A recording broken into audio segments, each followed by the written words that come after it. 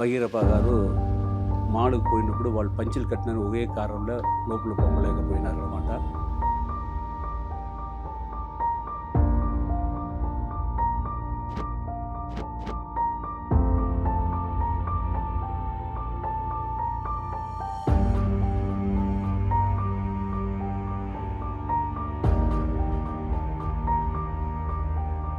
పంచెలు కట్టుకున్న అవమానం కాదు, అది పెద్ద ప్రెసిషన్ రామరాజు చేసింది.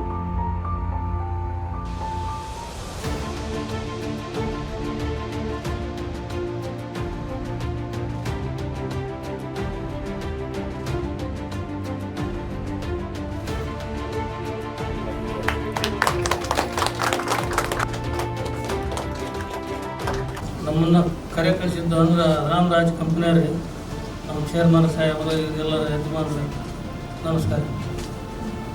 ಈಗ ನನಗೆ ಭಾಳ ಆನಂದ ಆಗಿಬಿಡ್ತು, ಖುಷಿ ಆತ್ರಿ. ಎಲ್ಲ ಈಗ ನಮ್ಮ ರಾಮರಾಜ್ ಕಂಪ್ನಿ ಇದು ಎಲ್ಲ ಸಾಕಷ್ಟು ಹಾನಿ ಬಲ ಕೊಡಲಿಕ್ಕೆ.